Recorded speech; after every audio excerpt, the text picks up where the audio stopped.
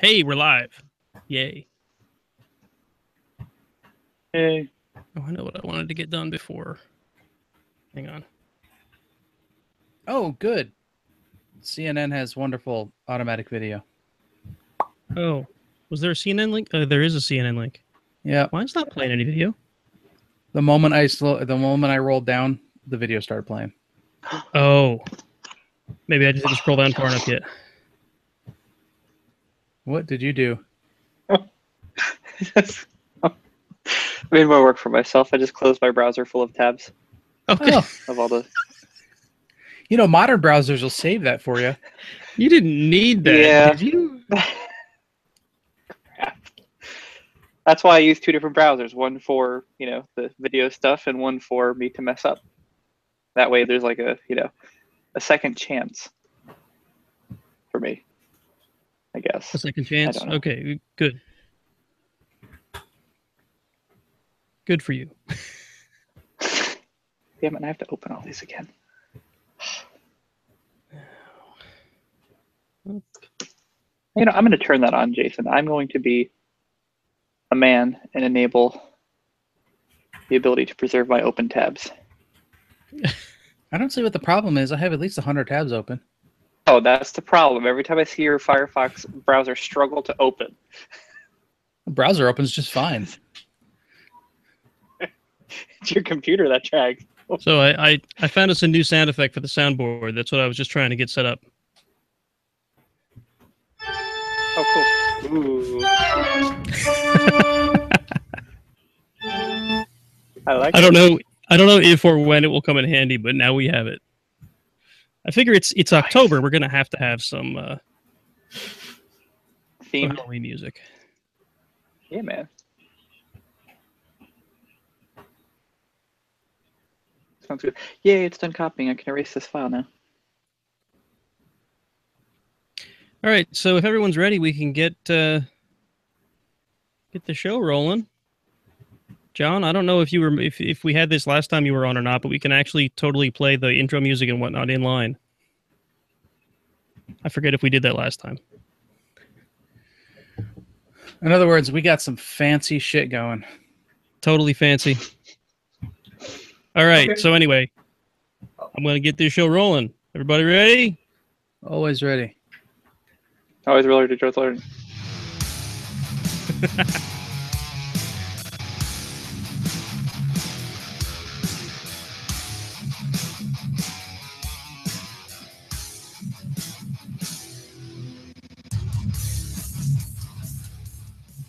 Welcome to the Iron Sysadmin Podcast, your source for IT news, commentary, and a healthy dose of paranoia.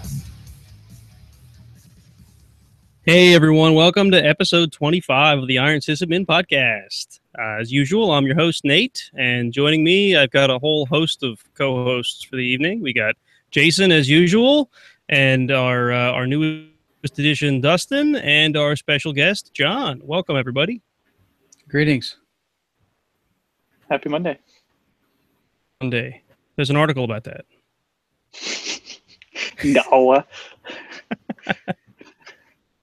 John's busy merging his code right now. Hi. Always the hard worker. All right, so as you guys might have noticed, we're recording 2 weeks in a row. It's because again we threw off last week's because of DerbyCon. But tonight it's going to be all about Openstack. Well, the news and then Openstack. So should be good stuff. John, you want to give us a teaser as to what you're going to be chatting about tonight? Yeah. Just OpenStack and Ceph integration. Talking mainly about the upstream projects, RDO, OOO, and Ceph. Cool. All right, so John, I'm going to assume that you got a copy of the news articles. We're going to hop right into that. Sound good? All right, let's roll. So, from QZ.com. Oh, Quartz. Okay. I've actually never seen this news source before. Apparently, it's official. Data science has proven that Mondays are the worst. I mean, that's all you need. We knew it was Yeah. true, and now the science has Yeah. proven it. Do you need to read the article? No, I It's don't know got if anyone the- needs to read the article. the There's title a is perfect. the title's perfect. There's a graph in here that shows Monday at the bottom at a Yep. 5.96 of something's happiness by weekday. Fi- So this is 5.96 happiness units. Yes. Can that be represented by apparently- emojis? Apparently, some folks have decided to analyze tweets, like a decent percentage of tweets, and they have found that everyone seems less happy on Mondays. What? I really don't know where to go with that. It's science. I mean, what more is there to say? So why So is the show on Monday? That's because we're all trying unhappy to- on Monday. We're trying to increase the happiness quotient. Maybe it's because we're sysadmins, and sysadmins aren't happy people. Is that possible? I don't know. I have beer. It makes me happy. That's why there's beer. Fear makes the world go Yeah. round. So, I mean, I am curious if this is because everyone perceives that that Mondays are unhappy, so therefore they are all unhappy, or if it's actually because everyone's unhappy on a Monday. I guess we'll never know. Unless they covered Look, that in the article and we were all too lazy to read it. When I was growing up, I was told if I believed hard enough, it would become true. So everybody believes Okay. that Mondays are not happy. So So therefore true. they're not happy. There is a very stark drop between Sunday and Monday on this graph. yeah, it's obvious. because everybody wakes up Monday morning and goes, Oh, work. it's Monday. Snooze. What about people that have off on Mondays and they work the weekends? Maybe Mondays are awesome for those people. Maybe, but there's not enough of them. That would be worth comparison, though. How do they feel on Monday versus how the rest of us feel on Monday? All right. So if everybody could hashtag their tweets from now on, whether you work on Monday or not, Yeah. so that the Yeah. next round This- of this, we can get some accurate information. Well, I mean, someone's gonna have to contact whoever runs the what do they call this thing, the hedanometer. I mean, they listen to the podcast, don't they? They must. Why wouldn't Okay. they? It's on a Monday. Well, there. Consider them contacted. This all Oh, makes perfect sense. Okay. On to CNN Tech. Hey, remember that Yahoo thing? Yahoo. Which thing? What time? Which one? Well, it was like the first one, and then the second one. How many accounts were there? What was the count before? Was it like? It was like 2.5 billion, wasn't it? I don't remember. I'm trying to remember what the total was before. Well, hey, it doesn't matter. They're all gone now. Every single one of them has apparently been breached. Every single account, and they're saying that number is 3 billion. Oh, it says 3 times as much as the company initially reported. So maybe the first report was billion. Yeah, maybe. Oh, that's right. They said it was 500 million, and then it was like 750 million, and then it's like, oh, it's a billion. So Okay. So let's put this slightly in context. Let's give me what you think an average record for a user, like the size of an average record for a user would be. I mean, you figure a couple K? Well, if What you're about just saying the attachments? record, Just the record. So say Oh, just let's the say record. it's just, Okay. the just like user, Name. password, name, like their a couple K, I'd say. couple K. Okay, to put this in perspective, that's several terabytes of data they exfiltrated and nobody noticed. That is kind of shameful. Oops. Huh. Look at that big terabyte spike in the data leaving the database. Wonder what that was about. Let's go get a beer. Just a lot of people using our service, I guess. We're just really popular. Everyone loves our service. Yeah, so that's You awesome. know what this is? This is a massive troll on Verizon. Verizon came in and they're like, we're going to buy Yahoo. And they bought Yahoo and everyone, they turned around and went, we totally got breached a couple years ago. Suckers. That this has to. There has to be some sort of compensation, though, don't you think? For Well, Verizon? the did price, they actually go through with the purchase? yeah. I thought they did. Apparently, I acquired Yahoo's core internet assets for $4.48 billion. At least they paid more than the breach. Which is only a little over $1 a person, but you know. $1 a breached person. That's awesome. Yeah, poor Verizon. They could have just Yeah. gone to Pastebin and gotten all of it for free. They could have. They could have just got all the accounts and then stood up their own. I mean, you know. But don't worry, I'm sure everybody's getting credit monitoring. I just Oh. can't believe that they would buy. That's right. They're renaming it, right? Wasn't that the thing? Verizon was renaming Yeah, the it search. had some really weird name Sure. too. I can't believe that you Oh, would this is a while buy. ago. Yeah. Yeah, I can't believe that you would buy a company like Yahoo that's iconic simply on their name and then change the name. Isn't that Let's That's what- see. According to the Washington Post, in January of this year, the new name was Altaba. Yeah, we talked about this a while back. I forget. But let's see. The corporate entity is called Oath. Oath? Oath. That's the Verizon's media arm is called Oath. Oh, okay. Mm. Yeah, there's an awful lot of articles. If you type in Yahoo new name into Google, there's a lot of articles here making fun of both their name that they were going to give Yahoo and the name of the parent company, Oath. Yeah. Okay. including let's see, Oath. Yahoo's new name mocked as one of the worst rebrandings in history. Well, yeah. I mean, if I was able to work that out, come on. So yeah. So, Speaking I of guess we old, bashed- speaking of old dead dinosaurs, yeah. So, I mean, I feel like we have to have a moment of silence for our old friend AOL Instant Messenger. Don't you? I used it for years. I still have my AOL account, my I probably Instant do too. Messenger account. This drink is for AIM, who, as of a few days ago, shut down. No. It looks like. It December 15th it'll be shut down. It was just announced. Oh, I get it. So we See, can. that's what I get. That's what I get for only reading the headline. I'm terrible. And now you see the problem with pretty much all of America. Yeah. Yeah. Exactly. So yeah, I could have They get sworn that attention. it had- well, I am, however, offended. I did not get an email from AOL telling me that my Instant Messenger account was going to be shut down on December 15th. how would they email you? Through my email address. Do Your So- AIM address? when I set up an AOL Instant Messenger address, it was because I had set up like a free trial of AOL. Therefore, it was tied to an AOL email address. When the free trial ended, I'm pretty sure that email account stopped, but the Instant Messenger account did not. No, I had moved it.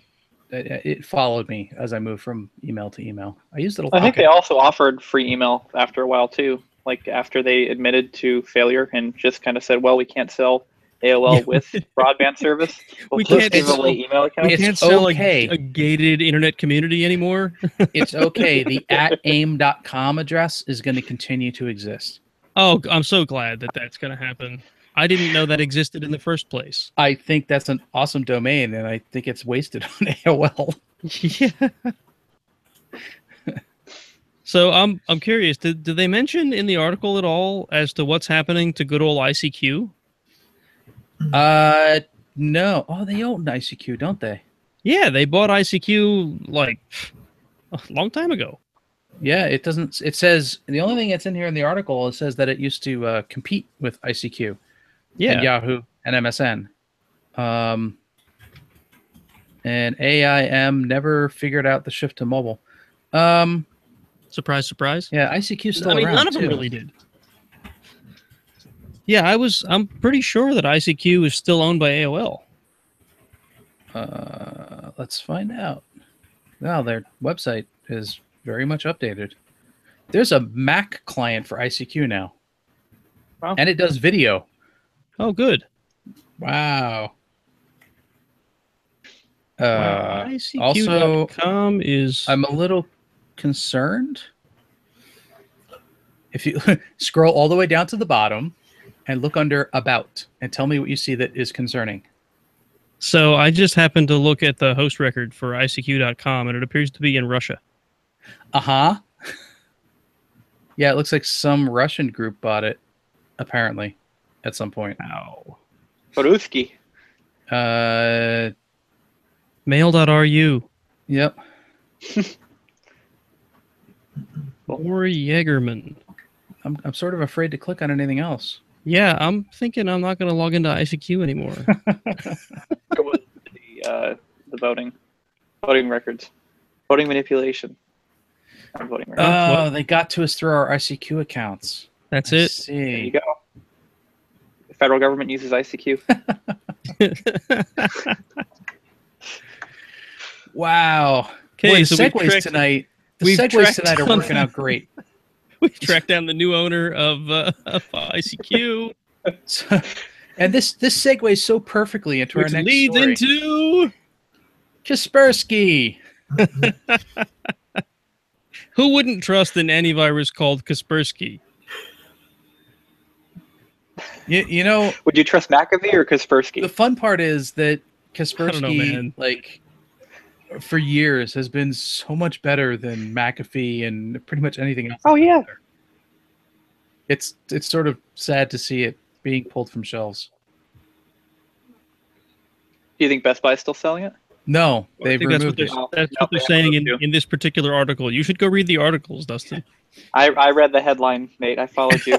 Yes, we're gonna pull Kaspersky, but it's okay.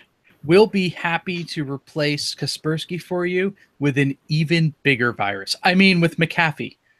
Yeah. Well, I thought, is this all just like hype around Kaspersky, or is there Yeah, actually? so I this thought there is- was an actual issue with their software.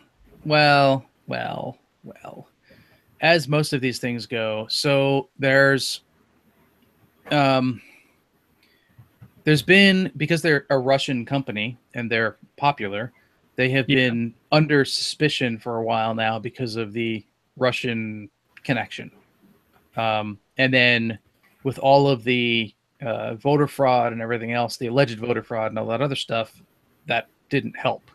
And then on Just top because of of it, their name and because they're run by a Russian company. Come on. then on top of it, the Wall Street Journal came up with an article that said that Russian hackers stole NSA files Mm-hmm. and somehow tied Kaspersky into it, which Wait, is still a little, it's still you- not quite clear how that worked. You're telling me the NSA runs Kaspersky antivirus? Apparently. Well, that's why they This need that big data center. I mean, talk about duh, but whatever. So apparently that's something that happened. And then where's the DHS? I think it was the DHS. Boom. Pretty sure it's in here somewhere. I think the DHS said that it has to be removed from all government computer. There it is. DHS issued a binding or operational directive published ordering the removal of Kaspersky Lab products off government computers. So my gut says that Best Buy and Office Depot, well, it's Office Depot apparently started it, and then I'm sure Best Buy jumped onto the bandwagon. I'm sorry, other way around. Best Buy started it, and Office Depot jumped on the bandwagon to ride this whole Russian scare thing and get rid of Kaspersky, which I'm sure is, having a hell of an effect on their bottom line. Yeah, I bet. Poor Kaspersky. Yeah. So, So how do you want to segue into the next article? Because I don't see how we're going to get from here to there. I figure Kaspersky has letters in it, which is part of the alphabet. Yeah, sure. That's a perfect Speaking segue. of the alphabet, Yeah, so You troll. we've Google's had, getting high. we've had something of a theme where we have been talking about the devastation in Puerto Rico, at least in the past 2 weeks. So this is sort of a follow-up. Apparently, Alphabet, which is Google's parent company, is sounds like they're not quite there yet, but they're getting closer to actually launching balloons over Puerto Rico to help, like, cellular service. It's really what it comes down to. They refer to it as telecom, but yeah, apparently they're going to launch these things that look very similar to something like a weather balloon that basically are little mobile cell towers. Pretty neat stuff. It's pretty interesting stuff. I wonder, like, what the lifespan would be of that balloon. Like, how can they kind of estimate where to launch, where to retrieve, how to keep the life cycle going? Yeah, I mean, how I've do never really you... understood that. Like, are these things going to be stationary somehow? How do you keep a balloon stationary? It seems like a pretty difficult thing to do. If you Right. go up high enough, I think it's possible. Yeah. Um, And it's more like orbit than... no, they raise and lower the balloons, and you can roll into different airstreams that push it back and forth. And there's Yeah. a way to, I don't know. There's all sorts. Look, there's science. Okay, there's science There's behind science. it, and it all science and you air know. currents and whatever. Trying to read through here and see if they give any details about it. So I guess Another you were saying... Thomas Dolby reference. Science. And speaking of the Puerto Rico thing, Yeah. we'll put a link. I've got 2 links for you. The first link we'll put in is a link to go buy yourself a Trevor Forget T-shirt that helps out Puerto Rico. That's awesome. Oh, I have mine. You got one. Of You course ordered did. one? Of course you ordered one. I did. And I'm gonna go find it while you guys are man, still talking. which Retail- you'll wear to work tomorrow. And Retail loves you, man. and the other link I'm going to throw in there for you is our favorite DerbyCon host was interviewed on yes. CNN and had a little chat about his friend Trevor. Yeah, I thought we'd his talk late about friend that. Trevor. I thought we'd talk about that during our chat section, but okay. Yep. I'm just gonna throw a link in there to it. Well, we got one But, more article to get through, and then we can chat all about that. How's that sound? Sounds good to me. All right. So moving from Google to their absolute nemesis, Apple. Apparently, in macOS High Sierra, which I guess is that the latest? Yeah, it Latest just came release out. of macOS. Yep. Apparently, if you have forgotten your password for your encrypted drives and you ask for a hint, it's just giving you the clear text password. Yeah, it's a feature. That's a little. I mean, Oops. yeah. Oops. Big oops. Oops. How does that get? What? How does it get missed? So do I know that the two of you run Apples? Do you run High Sierra? Yes. I do. Have you tried this to see if it actually works? Because I'm really curious. Have not. Here, should I do a stream of it? Live stream? Yeah, right. Let's see what your password is. Actually, I think what would happen is both of us are running the new beta, so I don't think you would see this happen because they fixed it already. They kicked out a fix for it like same day. There's a nice video here. Yeah, I just thought this was really awesome. I mean, it sounds really simple, right? So, like, I'm the guy writing this software. I have this debug thing in where, you know, the hint is actually the password, or maybe I've just had it display the wrong variable or something. I click Well, that's hint, exactly and what instead of giving happened. me the hint, it's displaying the actual password.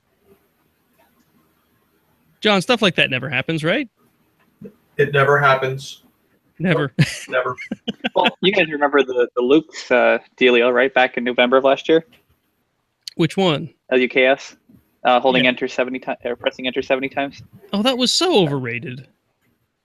Well, That what wasn't- would you say is worse? That wasn't a vulnerability. Oh, right. It was a drop to a shell. You're right. Yep, my mistake. No, it wasn't a shell.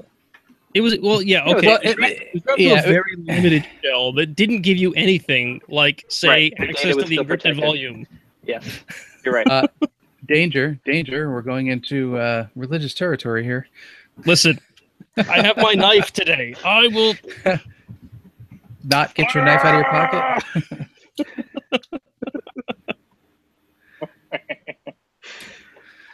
pocket? Clearly, mistakes were made. It happens. It does. I mean, doesn't. Indeed. Oops. Loss of words. Yes.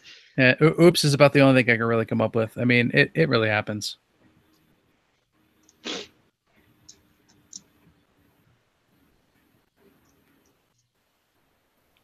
Wow, silence. That's it. Nope. We're done. So, well, I thought you guys were going to be longer winded. I was I was tweeting something.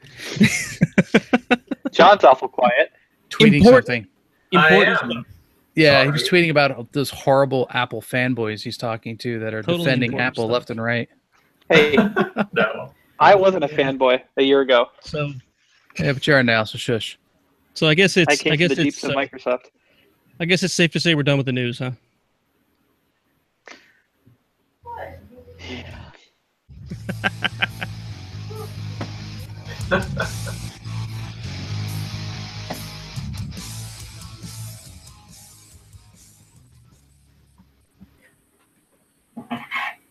So another week. Do we have any announcements? I guess the LV Hackers meetup is coming up, huh? Oh, yeah. That's like 2 days from now. October today 11th. plus 2 days. 11. Yes. Then B-sides Delaware. November 10th and 11th. For those of you who can't see this, Jason is typing this into the show notes as he says them. Okay, so there's a bug How in them this stupid badly. software. I can't find it. Doesn't show the cursor. The cursor doesn't appear on the screen. I see your cursor just fine. I don't. I see lots I of see cursors. everybody's cursor except mine. I see my own cursor. Wah. So So anybody I see- listening who writes for Collabora, Jason has found a bug in that his specific setup cannot see his cursor. I'm just using a web browser. My specific Yeah. setup. Yeah, Just apparently your Firefox. setup is different than others because mine's working just fine. It's pick on me day. Got it. Yep. Mondays suck. Mondays suck. Sounds like somebody on the case of the Mondays. You should tweet about that, man. Hang on. Twitter. Man, I have a question for you. Has anybody come up to you and asked you if you have a case of the Mondays? No, man. No. That's awful, man. I think you'd get your Office ass Space kicked now. saying something like that. Awesome stuff. Yes! Trying A to fan, deliver. yes. Yeah. Thank you. Thank you for not letting me dangle like a Not with hanging dead sysadmins. paragraph. Always let them dangle. Yeah. Don't feed the millennial.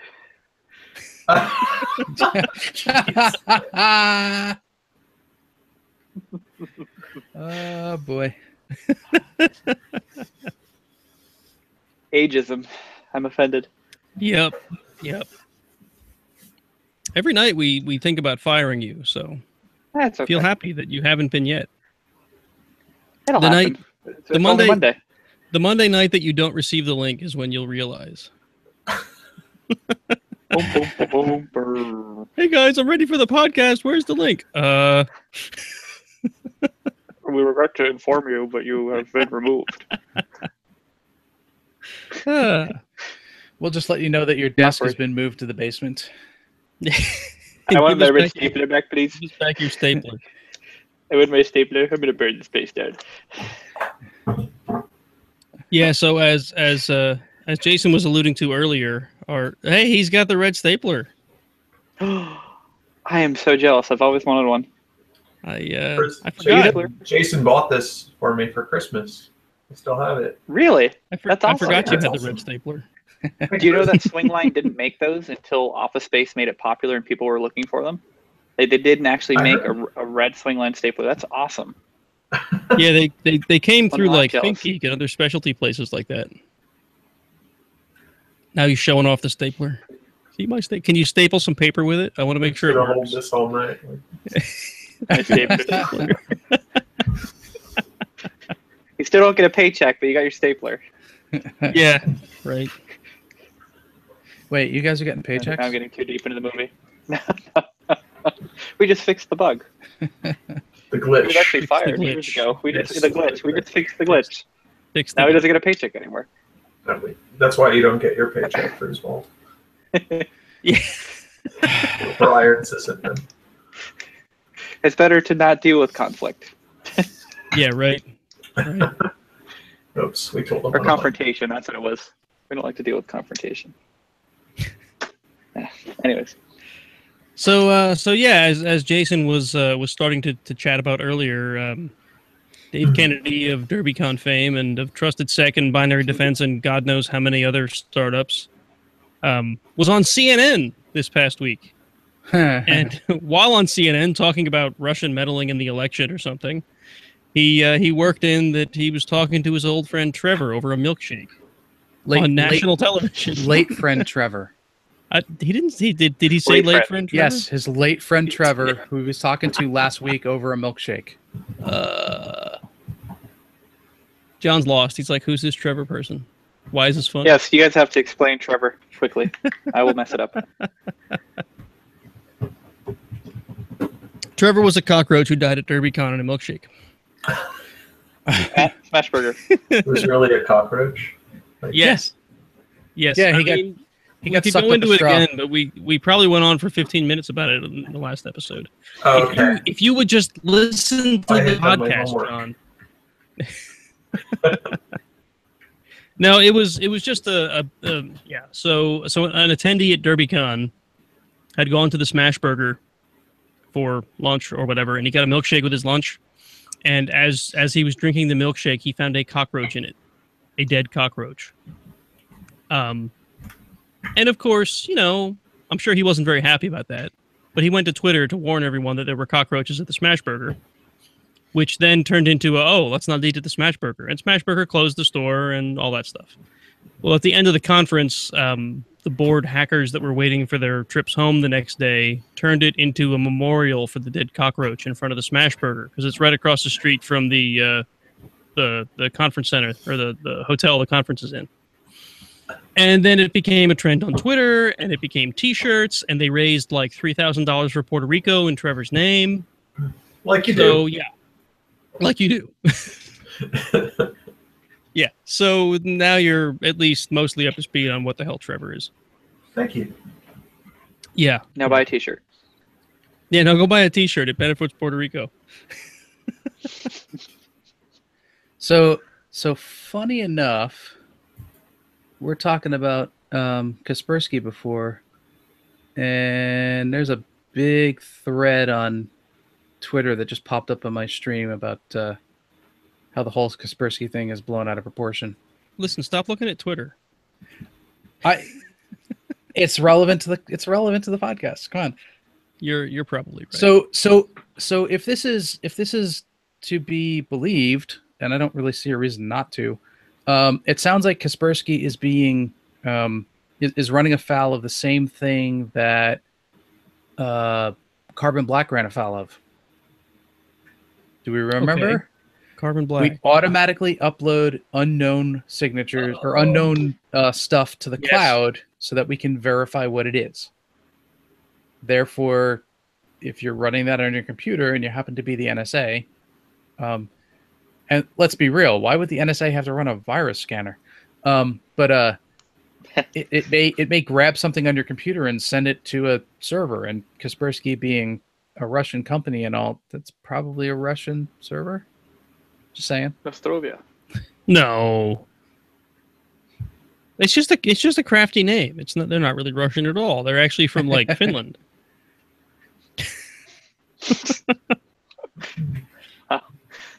You don't think? I mean, why? I don't know. Doesn't sound finished to me. Not enough lingonberries. All right. What else we got, gentlemen? At the moment, I'm trying to see what this tweet is you linked in the Which show one? notes. That was I the don't know. one with the video for Dave. Oh, okay, cool. I said I was gonna do it. You did, but you know, my attention span being what it is. My beer is almost empty. That means you're going to run out of talking juice. We'll have to bring on our special guest to run the rest of the show. It's okay. I brought it back up. Oh, good. Being October, I decided to get a beer named Nosferatu. It's an imperial red ale. It's not bad. Ooh. It's a little bit hoppy for sound- me, but I should have expected that from an imperial anything, I guess. I don't know. But it's got Not Nosferatu on the necessarily. label. I mean, an imperial ale, Look at sure. that. Yeah, Yes, imperial I've had- tends to just mean they've scaled. I think I've had everything one of with those. water. Well, it's not bad. And I'm going to open one right now and pour it into my awesome pewter mug, which will probably overflow with froth, as it always seems to. Wait, did I? I may have gotten this right.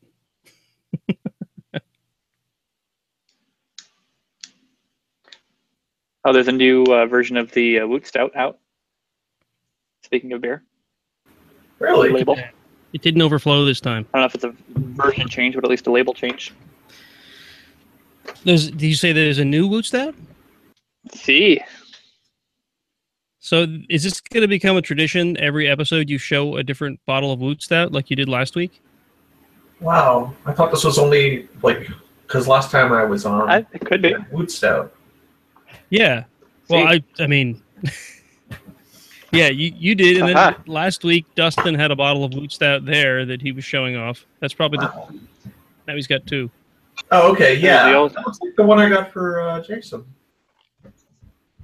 Yeah. Place down by yonder. I thought he was going to say, like, yes, it is the one. I lost a bet or something. Oh no, that is. I think that. No, I drank that one. It was very good. Oh god. I just No. obtained another. And Oh, I'm then glad you found it. and then Dustin found this year's model. So Yeah, by accident. I didn't, Awesome. wasn't even looking. I'm still, like I That's a said, I'm not weird even looking label. certain. I don't think I've had it yet. I'm going to have to get some. I will get you one, Well, that's very kind of you. of course. That We'll would be start a beer awesome. trade as well. Jason and I do a And- beer trade. Maybe I will drink it on next episode. We could all get Woot Stouts bad plan. and drink them. we could all get incredibly hammered. What's wrong with that? Nothing. This sounds like a Are we still wonderful. talking about the That's a dude? great idea. Oh, you're gonna like this one. Also Twitter. And I won't name him because I don't know if he wants to be named, but a good friend of ours, Nate, John has met him as well. I don't. No, Dustin, you met him as well. He helped me move. So he switched Oh, from know who it is. the red team to the blue team. Oh, okay. I know you're And talking about. apparently he just had a red team come into his new blue team place of work, and has expressed that having the red team call him as they exit his office is not as much fun when he's on the other side. Yeah, I bet. Fun. He's Good times. learning Good He's times. learning all about what it's like to be on the other side of that fence, huh? Well, look, it was the first week, and his commentary was something on the lines of, "I'm on the blue team. I haven't stopped working yet. How the hell do you guys do this?" It's simple. We don't stop working. Well, right. I think he's already got that figured out, huh? All right. All right. Do we have a main topic, gentlemen? I think we do.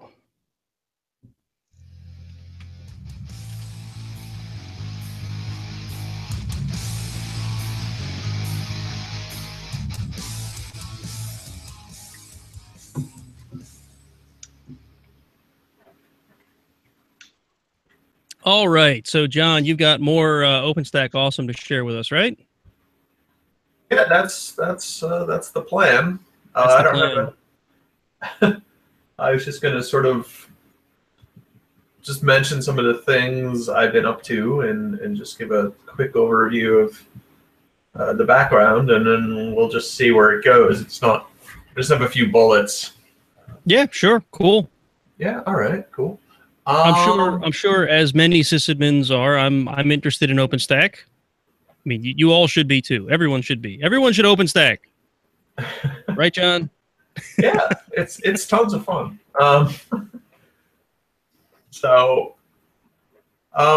Yeah, so I mean, if you don't know what I think I talked about this last time, but OpenStack, it's a platform to build your own infrastructure as a service. So it's not a PaaS like a platform as a service; it's infrastructure as a service. So it's this idea of if you have your data center and you could give all the components of your data center an API. Imagine there's an API to get a server, and there's an API to make to get a block device, or an API to store your images. It's the real power is, and then it's an API for all these things, and it's a lot like Amazon AWS. So a simple way to put it is, if you wanted to build your own AWS, you wouldn't start from scratch. You'd probably grab OpenStack. So there are organizations running their own internal private cloud could do so with OpenStack. So I mean, openstack.org, there's the project. I've been involved in RDO, which is a RPM-based distribution of OpenStack. That's not officially what RDO stands for. I wore my RDO shirt to the show, which says, well, it has all these things that RDO could stand for, but the point is that it's not any sort of official, it doesn't have an official definition. And RDO does not stand for Red Hat's distribution of OpenStack. It does not stand for that, because Red Hat's distribution of OpenStack is Red Hat OpenStack platform, yeah. Right? So, although they have a relationship which is sort of like Fedora's relationship to RHEL. Right. So, I mean, there's a link for it in the show notes, rdoproject.org. But, if you were going to, rather than just get the source code for OpenStack, you can get an RPM-based distribution of it, and that's RDO. So that's RDO. Triple O is a project to upgrade, install, and operate OpenStack. I linked on tripleo.org. And that's really where I've been spending a lot of my time. I'm not a core reviewer, but I have been making contributions. So I guess I contribute to Triple O often enough. Something about a Triple O is that managing these clouds is difficult, and so if you're going to run OpenStack, you need to know all these APIs I was talking about earlier. So what Triple O does is it lets you use those APIs to run another OpenStack. It's recursive. So you install a mini OpenStack called your undercloud, and then you use that to manage your large OpenStack. So a prescriptive small OpenStack isn't that hard to install, and as Triple O installs, it's doing just that. You have a host on which Triple O will install, and that's a prescriptive, OpenStack with properties X, Y, and Z that satisfy a small OpenStack just to manage a large cloud. But then you use Triple O. You basically define your cloud in YAML, and then it can deploy it's very flexible. So anything you can define in YAML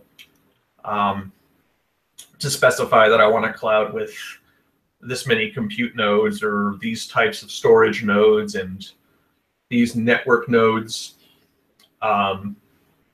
which again, you're using commodity hardware. You're using x86 machines with decent network cards to do software-defined networking. Right. So folks, back on sorry, back on episode 11, which is when John was on last, he went pretty in depth into what Triple O does and how you might use it.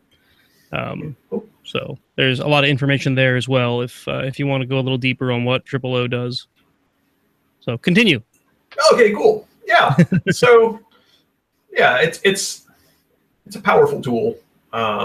It's complex, but it's very powerful and very flexible and very robust once you get it working well. I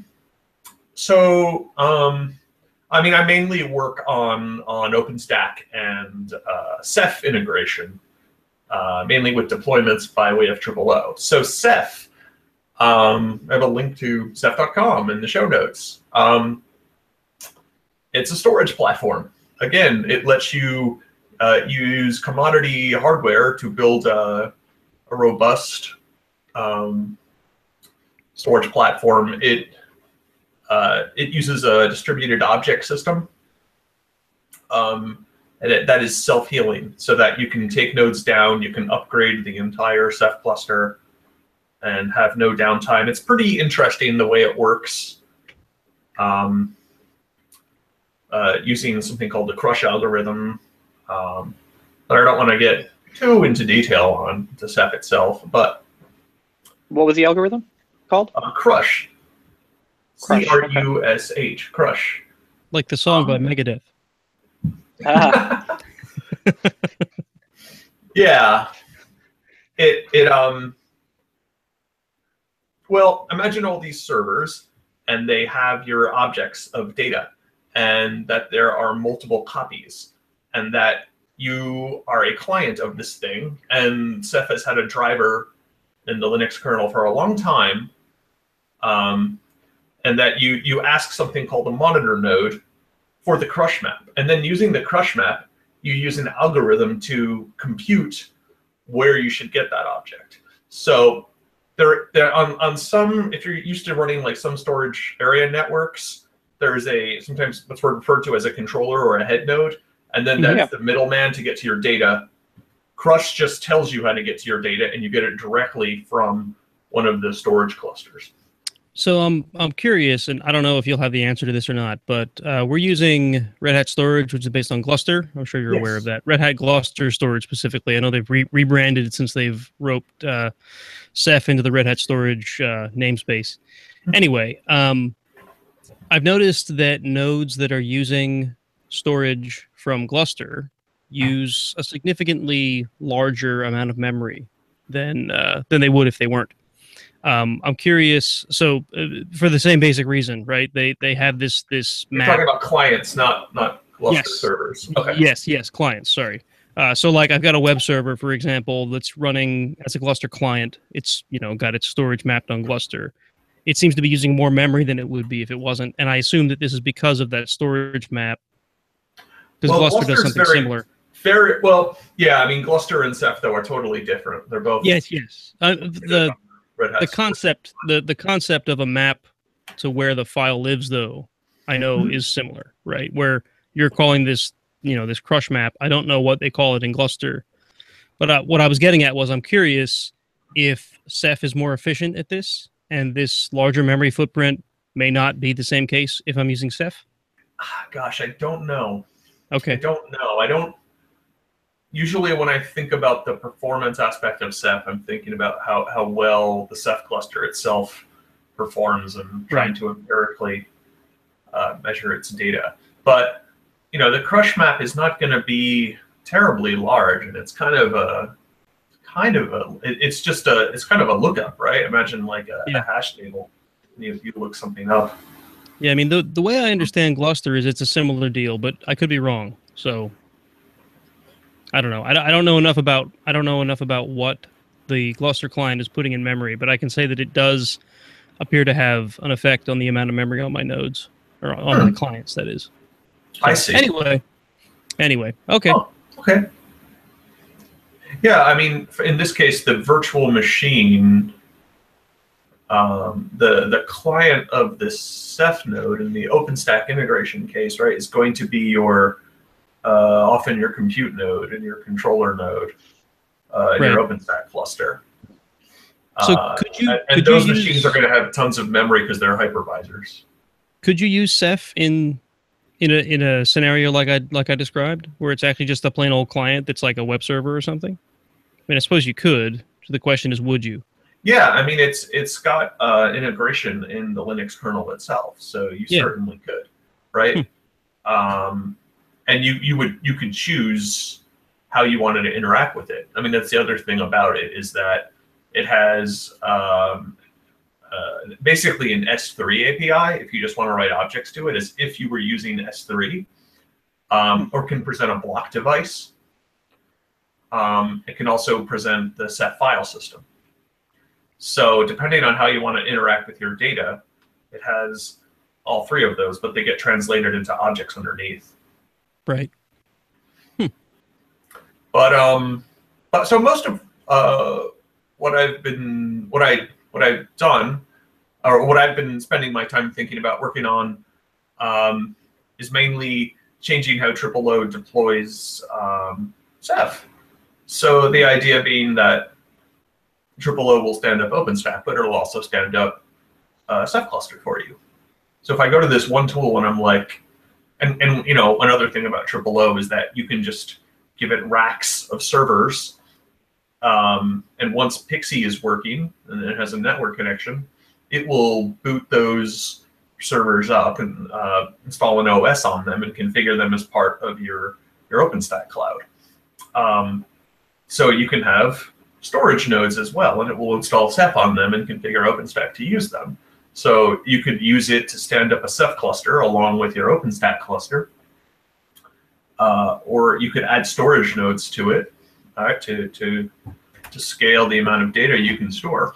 And the way Triple-O specifically sets up Ceph is what I'm mainly interested in.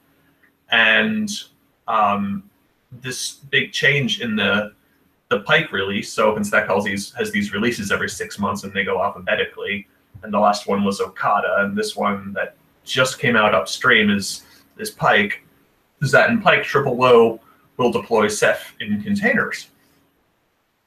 So if you were to SSH into the box, that was, and the rest of OpenStack. So if you were to SSH into the box that's hosting OpenStack, you would type docker ps, and you would see all these containers for all the OpenStack services. Containerize all the things. Mm-hmm. That's cool. So it's different, and it's important to make a distinction here that OpenStack will deploy instances, and that is often a virtual machine, but it could use the Ironic driver to spin up a bare metal server. It's just another instance of your image. So I have an image which is like my modified QCOW file.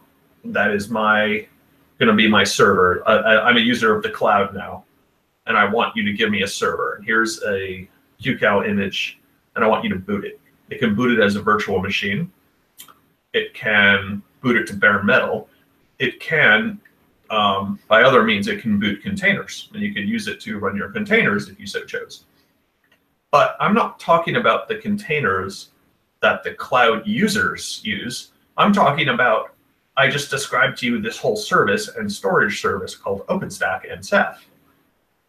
So that's another bunch of services that have to run on servers for the cloud users. What I'm talking about is, if I'm an operator of this thing, I want to run that stuff in containers too, because there are benefits of running any service in containers. So this is something to make it, it should be abstracted away from the user. I'm not talking about the user being able to spin up containers in OpenStack. That's something else it can do, but that's not what I'm talking about.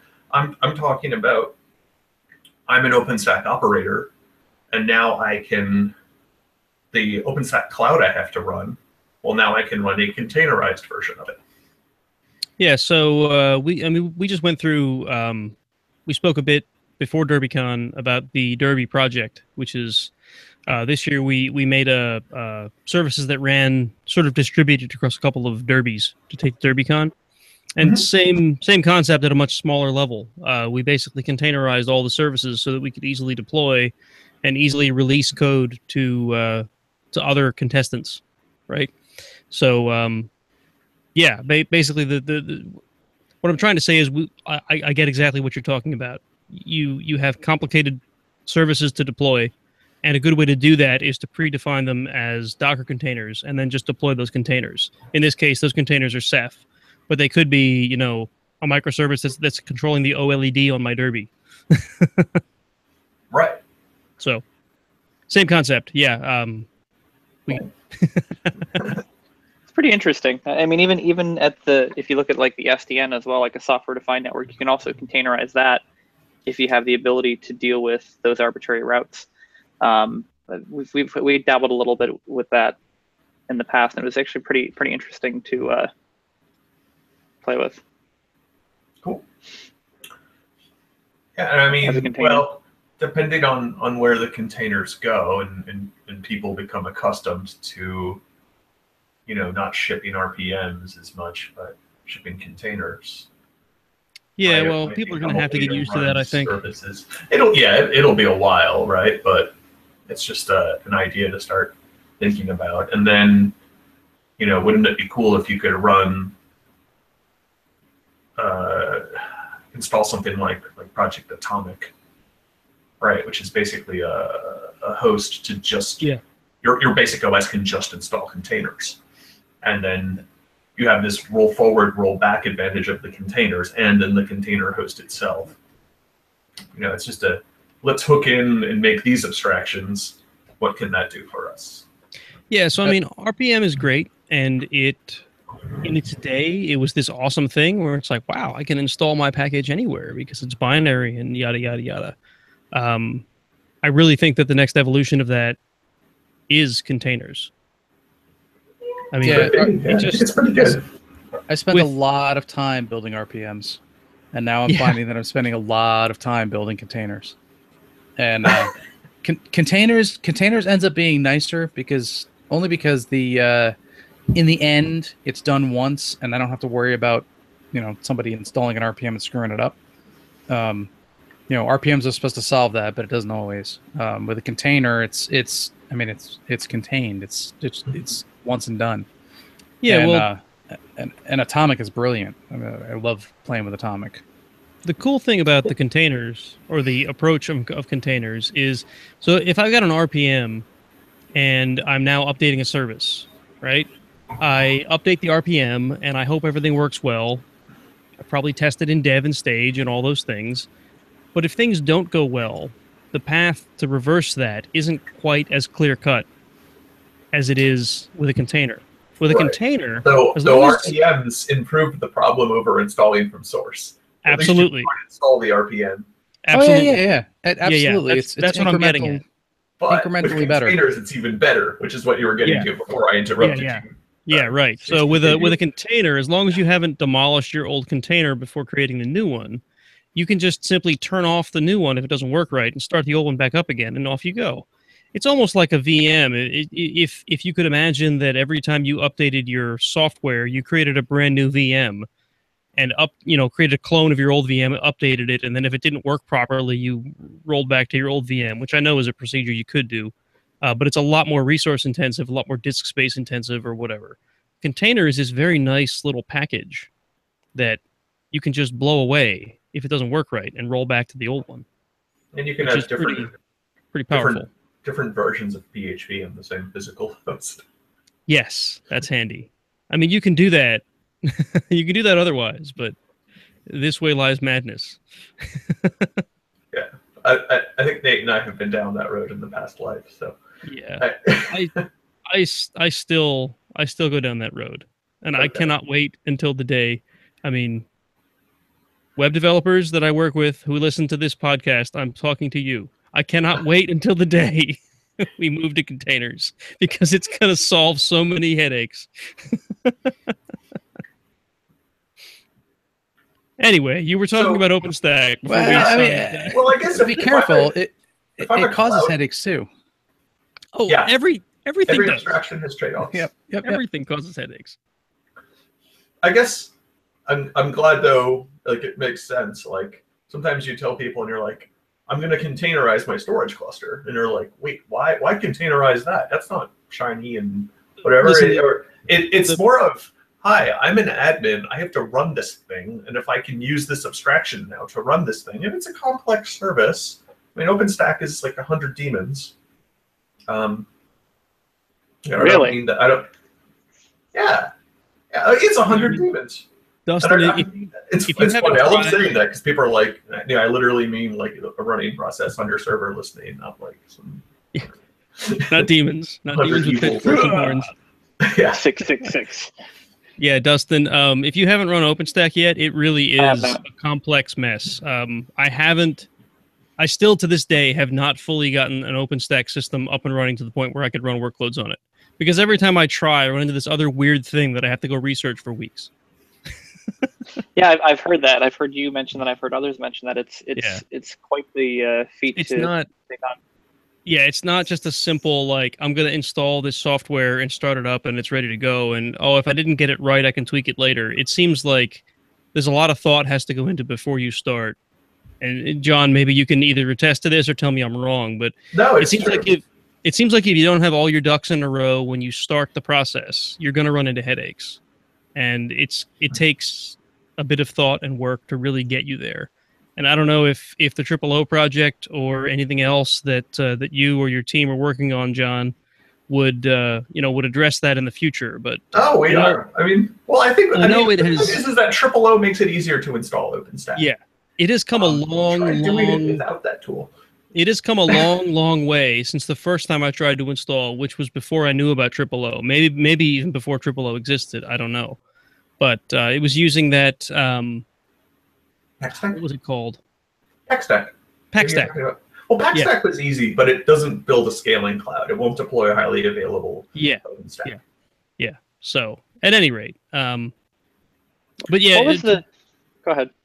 To your point about containers, one of the first times, well, not the first times, one of the most recent times that I tried to set up OpenShift, which is after they went from OpenShift 2 to 3, they moved to actual like Docker containers instead of the whatever their proprietary containers they were using before. Well, they weren't. And- They were open source. Well, they weren't proprietary, sorry, but they weren't Docker, is what I'm getting at. Yeah. Right. I stood up OpenShift, and it was like, okay, run this command, and OpenShift will the OpenShift installer will create a bunch of containers which manage your containers. And the first time I saw that, I'm like, wait, you did what? the containers are running the container. How does that work? But then as you think about it and as you work with it, it's like, oh yeah, well, it makes perfect sense. The containers are just processes managing other processes, right? Yeah. So yeah, to your point about, people are like, oh, well, why would you run Docker to manage your OpenStack? Well, why not? Just another way to run services. Yeah. Exactly. And I guess I don't get too wrapped up in it, like, oh, you're virtualizing your blah blah blah. It's not really. I don't think of it as. I don't think of containers that much as virtualization, or at least you can for some things. It makes sense to think about it, and sometimes it doesn't make sense to think of it that way. Sometimes it's easier to think about it as like, hi, I have a daemon I want to run. Now here's this wrapper I can put around that daemon, and I've got extra things, extra benefits as a result. Sort of like it's like adding LVM to a storage system. Right. I've used virtualization as a comparison to people who don't know what Docker is when I'm trying to describe it to them. And that makes sense. But you're right. It really isn't. It's not virtualization. But then there's all these cases where it's a good replacement for virtualization, Right. where someone might be like, Right. I used to spin up all these small instances on AWS, and now I spin up a big instance, and then I leave it running more, but then I spin up tons of containers, and we're more productive doing our work that way. Yeah. Yeah. So, Dustin, you were trying to say something? Yeah. Or did So you forget now? no, I remember. It's back. I couldn't think of it. So like late last year, CoreOS was still a big thing, right? I mean, it still is a big thing now, but they have Tectonic and whatever else they're trying to push all together in one solution. Would you say that at that time, OpenStack and CoreOS had a similar goal as far as trying to kind of offload the management of said hardware with some type of crazy automated formation kind of deal? I think of it differently than that. I mean, I guess I think of CoreOS more of like a type of container format, right? But specifically Okay. container, not meant for dedicated anything besides containers. But I mean, if you look at there's Swarm and there's Mesos, right? And there's Kubernetes, Mhm.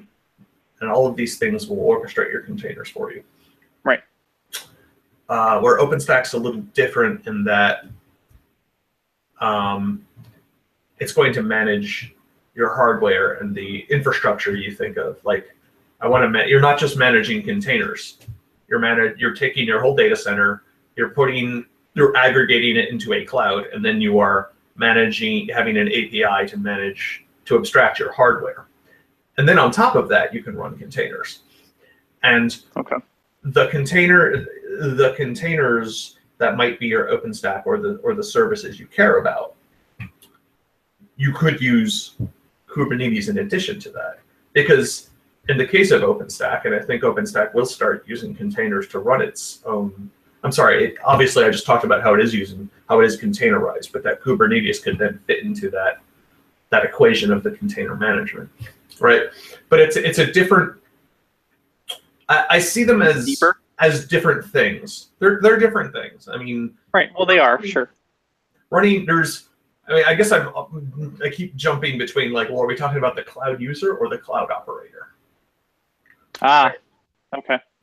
So I think the core difference, at least as I see it, and John, correct me if I'm wrong, OpenStack is more akin to Kubernetes, except that it's, instead of controlling containers, it's controlling image-based virtualization. Does that make sense, John? Or am I? You may have a deeper understanding of how these things operate. I mean, I see what you're saying, right? I guess I was starting with Kubernetes is running on something, right? I guess I'm like, who's your user, right? There's a big difference between platform as a service and infrastructure as a service. Yeah. So, and usually, if your job is to provide a platform as a service, you need your infrastructure automated in some way in order to do so. And I mean, plenty of people run their platform as an they run their PaaS on an IaaS, and their IaaS could be like OpenStack, right? Or makes sense. Or AWS, right? At that point, because it depends on where you want to enter in the equation, right? Now, you would hand your sysadmins APIs to boot up VMs and create networks and create storage. And then they combine those things to make the service you use. While you might hand your developer a means to develop their container and then just put it in this thing and don't worry about how it stays up or how it scales. So you see this difference between the platform as a service and the infrastructure as a service, and they have different areas, right? But the abstraction does start to break down, right? I mean, maybe some people just don't want to worry about the infrastructure as a service and just want to focus on, I just want to write containers and run them places. And the more you can abstract infrastructure away from me, the better. But I guess at the flip side of that, I'm thinking, well, someone has to manage that infrastructure so you can run your PaaS. Yeah, so trying to think of how to easily boil this all down into something brief. So what it comes down to is OpenStack could be the infrastructure which provides platform for your platform as a service. Mm-hmm. That makes sense. So on top of your OpenStack running, your VMs and networks and storage that are managed by OpenStack, you could have Kubernetes or OpenShift or any other number of container orchestration platforms, which manages your containers, which is your platform as a service. Right. And then don't let that get confused when you think only about the sysadmin who's running their IaaS, and they say, well, the IaaS I'm running to run services. My services are now in containers. I can use Kubernetes too. Yeah, right. Right? It does get a bit blurry then, doesn't it? So when right. But I'm usually focused on the IaaS and Okay. what makes it up. I've been spoiled. I've been more on the PaaS, as you say, and I haven't really had much exposure to the IaaS side of it. Yeah, so I mean, imagine if Pretty you were interesting. running everything from top to bottom, Yeah. right? You didn't have someone managing servers for you, or you weren't running on AWS or something, right? Somebody would have to give you something like AWS to run your services on. That's where Last OpenStack. time I did that, it was all virtualization and Yeah. just straight hypervisors. It was me doing all the monkey work underneath. Right. And it wasn't really a big data center. So imagine that OpenStack and a sysadmin or two or whatever, however big your deployment of OpenStack is presenting you something like AWS, Okay. or at least something like EC2. I guess might be more akin to OpenStack. Yes. I know they keep broadening the definition of what OpenStack and its various services do, but I still compare it to EC2 specifically. Okay. And it gets I mean EC2, the VMs plus the EBS block devices, The VPC as well. the floating IPs and all the Right. But then it is getting fuzzier as containers become more popular, right? Because I think there are people who are like, what I really want is if you could sell me this thing where I just have to tell my developers to make a container and then they hit the production button and then it goes into production and then it can magically scale and magically do the right thing. It's a lot of magic. Then I don't have to worry about the IaaS, but underneath someone does. Yep. Yeah, right. The only difference is that you're paying Amazon or somebody to figure out how to manage the infrastructure layer. And Amazon, it seems, will offer kind of both layers. I mean, they do have their container service, which I guess I haven't looked at too closely actually. Yeah. To be honest. We keep meaning to have an episode about that, and we haven't gotten to it yet. Maybe next week, right, Jason? Jason is shaking his head up and down. Unmute. I had muted so that I didn't bother anybody.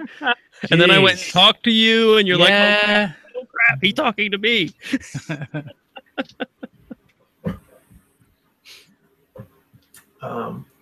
So anyway, there's a crash course on OpenStack for folks who maybe missed our last episode or weren't sure.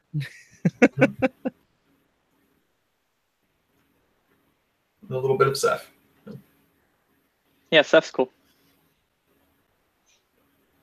Yeah, I mean, I guess I like that. What's cool about all this, though, is that you're just getting commodity hardware.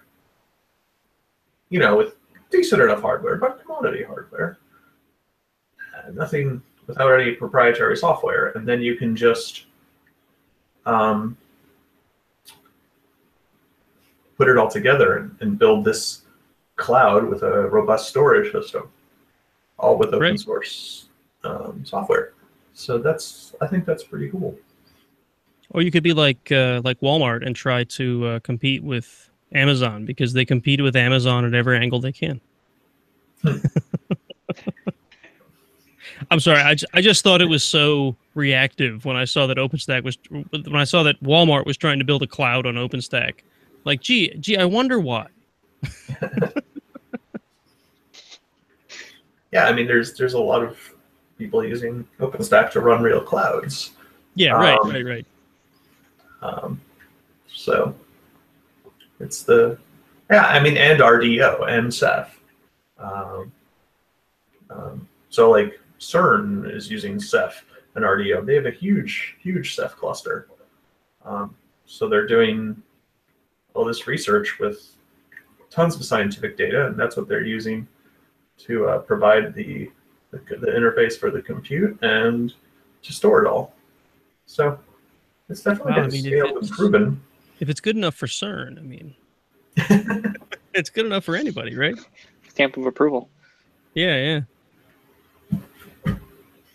So, yeah, and I've always loved building clusters, and this is just like, for me, it's like, wow, this is a really good one to play with. So Cluster on steroids. yeah.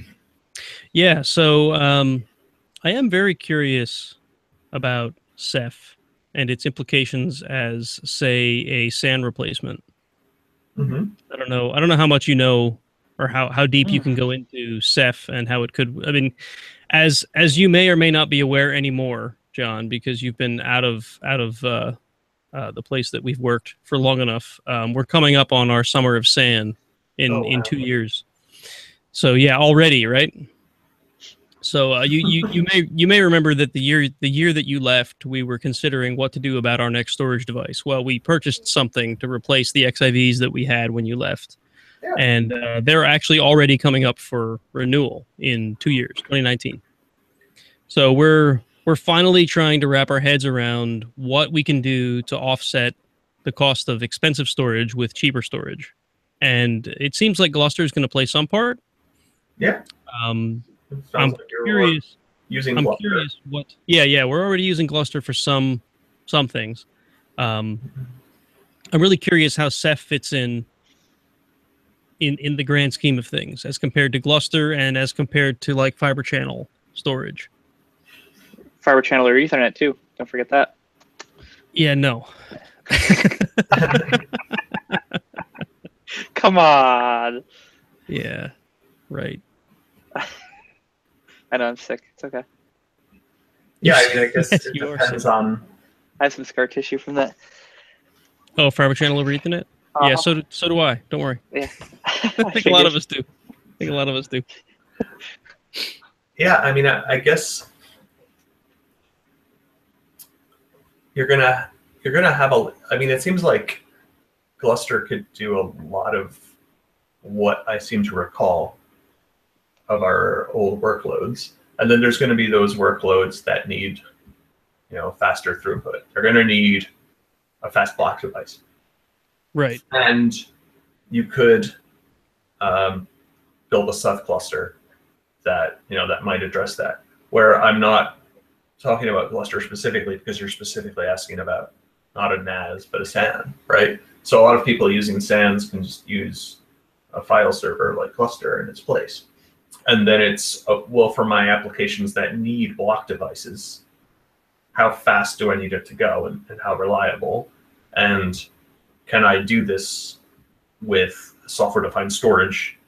And then there, but I mean, Ceph is very popular for providing storage for virtual machines. Right. And there have been cases where people have, gotten a lot of IOPS out of it. But I mean, you're getting NVMe SSDs and you're building the storage cluster, and there's a paper out there about good database performance on a Ceph cluster, right? Where it has been done. Yeah. So I guess it would probably it'd be interesting. Compare that. It'd be interesting to try to figure out the could we 100% replace our expensive storage with Ceph and Gluster? That could be. I'm sure you're not the only people asking that. Yeah, sure. Death grip on everybody's wallets. Well, yeah, right. Wallets. I mean, I can't say that what we have deployed today is really that huge of a drain, especially compared to what we had and what we were looking at. I mean, the XIV was an awesome system, and when we got in with the XIV, it was still sort of introductory to the field or the space that we were in. Yeah, the market there. And then when it was time to renew, it was like they had really established themselves, and it was a lot more hardware than we needed, and the price reflected it. So we ended up with a cheaper storage solution that has performed very well. Don't get me wrong. So it hasn't been horrible on the budget, but I mean, every dollar you can save is a dollar you've saved, right? So of course. We're trying to evaluate all the various solutions, even if it means we still keep another revision of that same storage product, Mhm. but a much smaller version of it.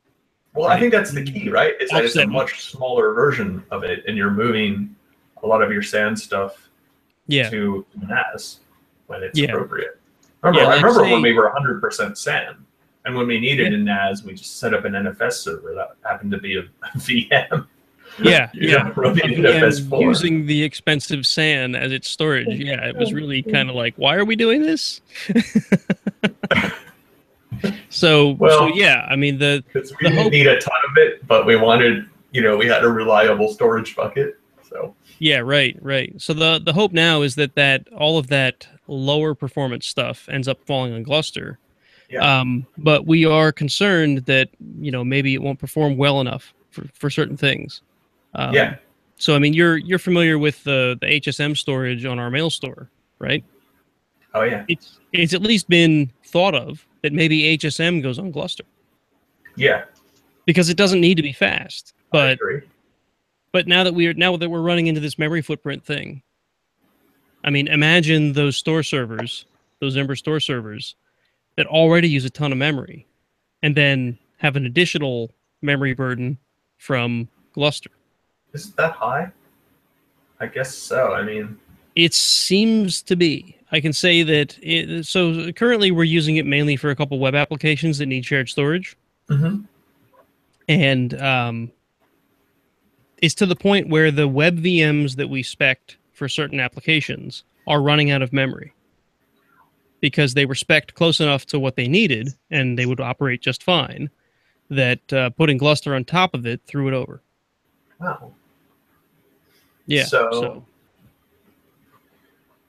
I mean, I'm not trying to say that Gluster is this horrible solution. It just has to be No. accounted for when you're specing your VMs, and it's all sort of a learning curve for us at the moment. We're figuring out how to use it properly and whatnot. So, I guess, yeah. I mean, I guess I would always seek out Gluster expertise to make sure you're properly tuned, and that's what you're,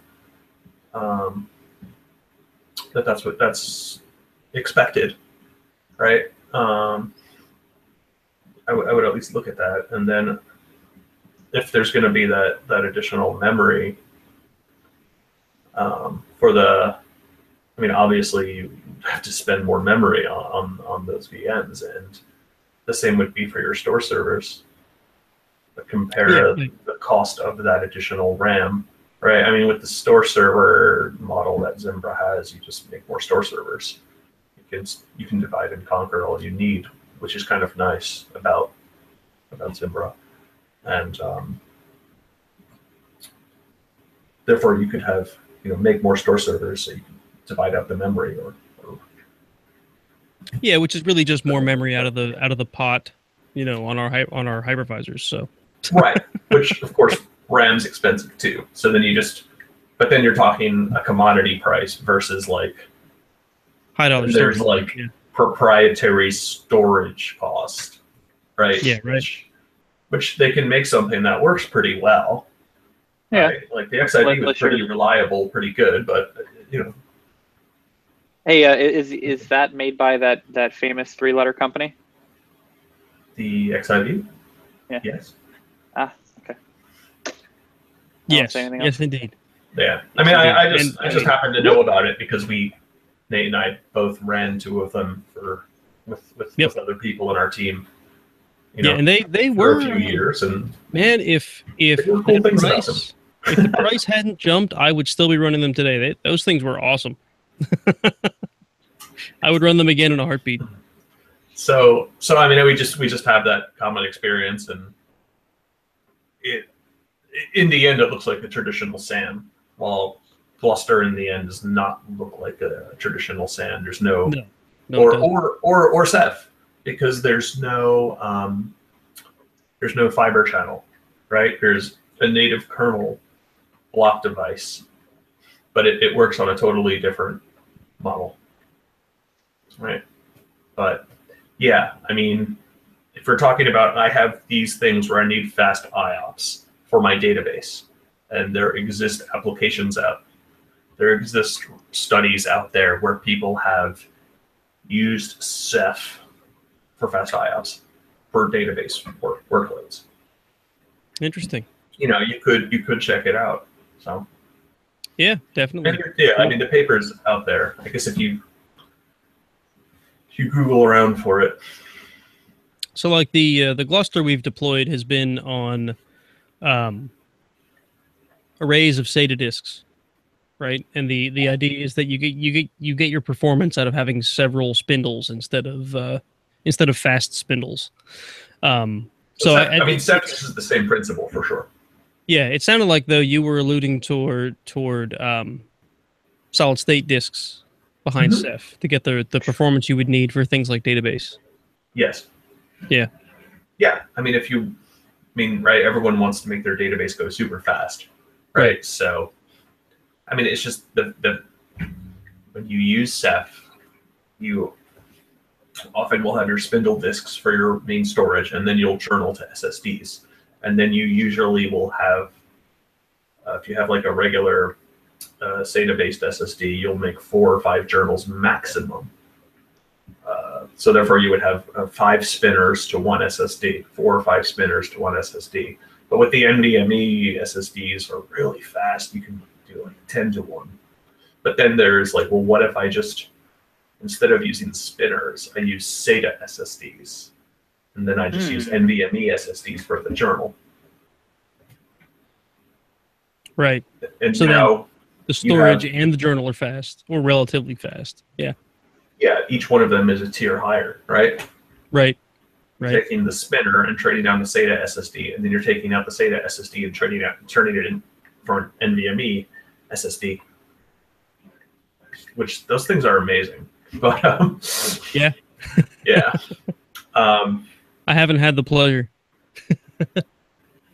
They're cool.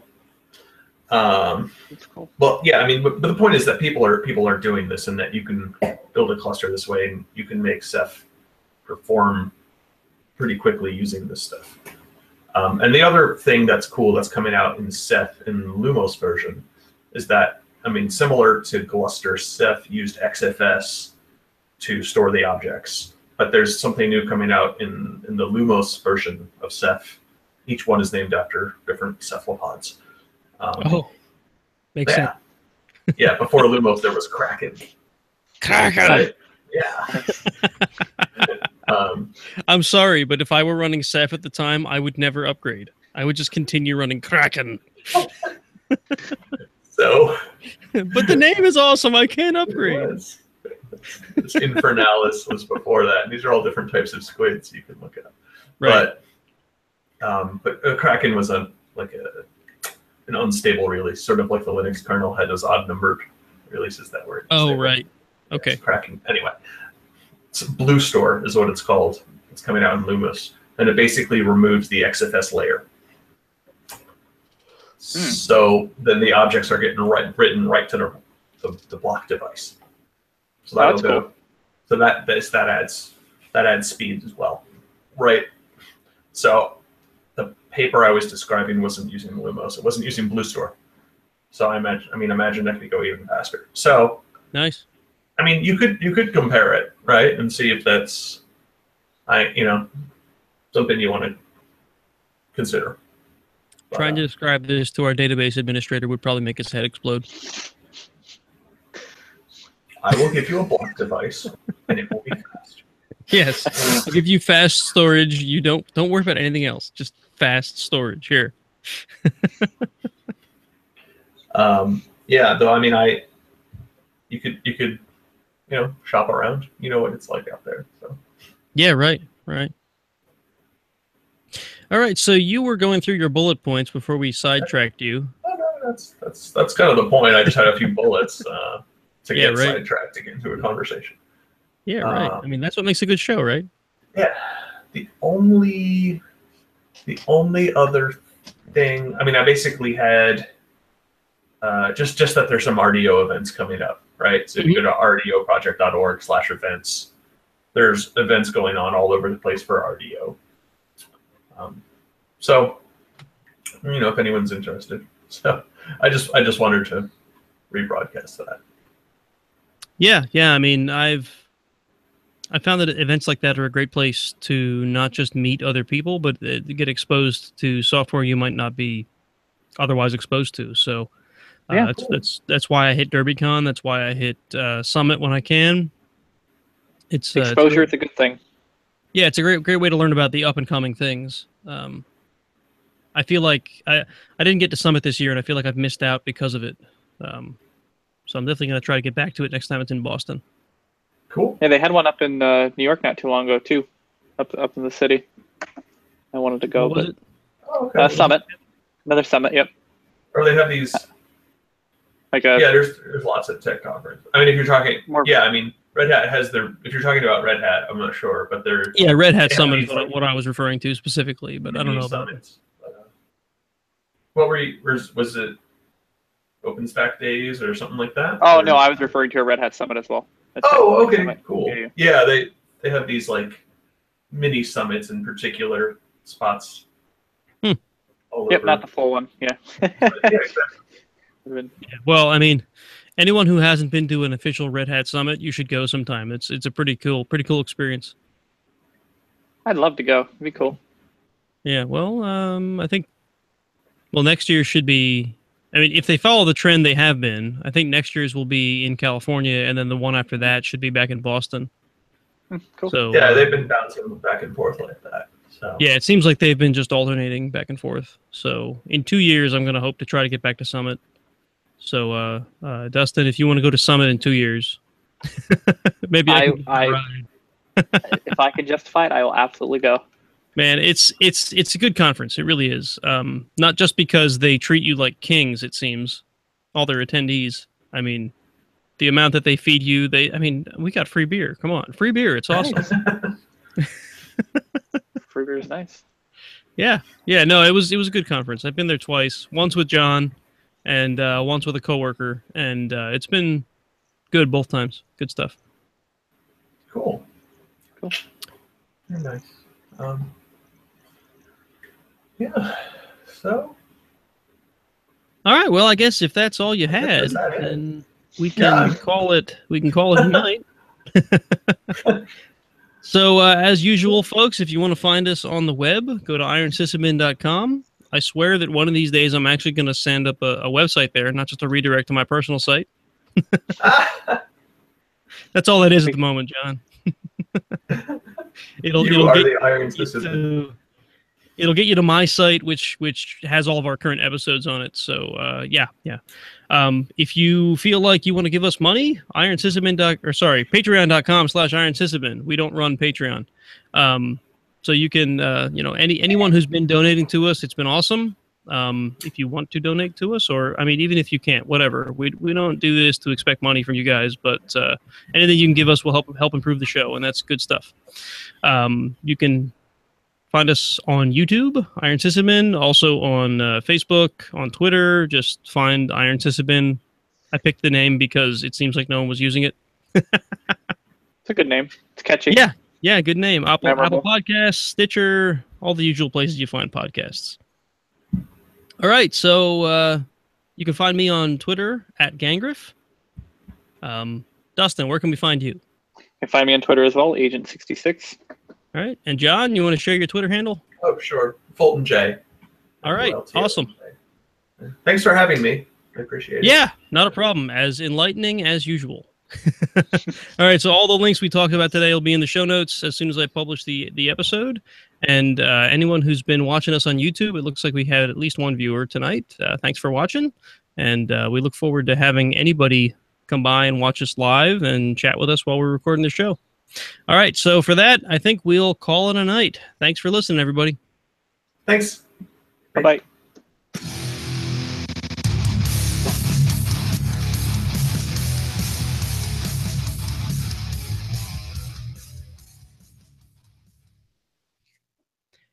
Okay, we made it through without any bandwidth problems tonight. Awesome.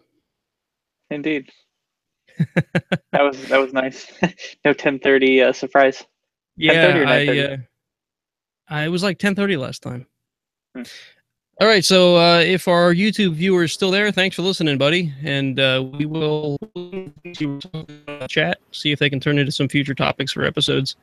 I think for now, we're going to turn off the live broadcast. So thanks, everybody, for watching. Good night, everybody.